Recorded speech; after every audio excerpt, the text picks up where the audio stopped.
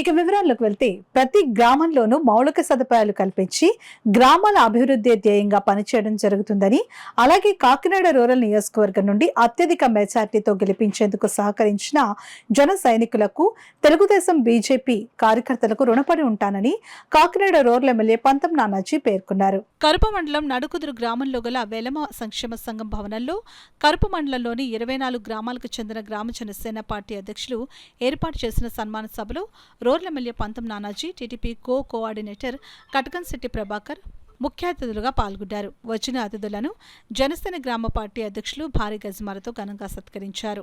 ముందుగా ఎమ్మెల్యే పంతం నానాజీకి పూర్ణకుంభంతో ఘన స్వాగతం పలికారు.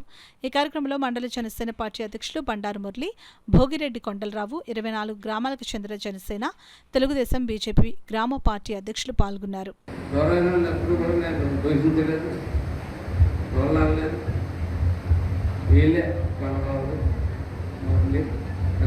గేము అంతా వేసుకుని ఒక్కొక్క గ్రామంలో మీటింగ్ పెడితే తేలిపోతాం, 5-6 ఉంటాం. అందుకే 4-5 గ్రామాలకు వెళ్ళి మీటింగ్ పెట్టుకుంటాం. చెట్ల కింద పట్ల కింద పెట్టి కూర్చుని మీటింగ్లు పెట్టుకుంటాం. మేము వదలలేదు, పట్టుదలం లేదు. వెంటనే నెల కూడా జరగకుండా స్టార్ట్ చేసేసి కనపడతామా ప్రధానమైన ప్రతిపక్షం తెలుగుదేశం పార్టీ, ప్రధానమైన ప్రతిపక్షం తెలుగుదేశం పార్టీ కూడా పెద్ద నాయకులందరూ కూడా ఎందుకో కొంతకాలం మౌనం వహించారు. ఆ సమయంలో ఈ టీంతో బయలుదేరాను. నేను అప్పుడు పదే మాట అనేవాడు, ఈ స్టేజ్ మీదకి ఎక్కువ మంది పిలుస్తుంటే ఉన్న 4 స్టేజ్ మీద ఎగితే కింద ఎవడుంటాడు అనేవాడు. అంటే ఈవేళ ఈ స్టేజ్ నిండిపోయినా సరే అక్కడ అంతమంది జనం మిగిలిన స్థాయికి ఈవేళ తీసుకొచ్చారంటే వీళ్ళందరూ గొప్ప కనుక వీళ్ళందరికీ పేరు నమస్కారం తెలియజేస్తా ఉన్నాను.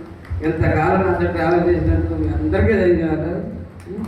కలిసి ఉంటేనే మనం మెజార్టీ తీసుకురాగలం అని చెప్పి నిరూపించుకున్నాం.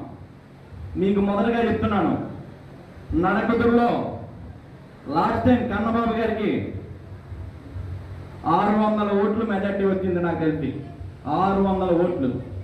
పూర్వం తెలుగుదేశం పార్టీలో 2014లో పిల్ల అనంతలక్ష్మి గారికి కూడా ఇంచుమించు 200 ఓట్లు మెజార్టీ వచ్చింది. నాకు తెలిసి తప్పైతే క్షమించాలి మీరు.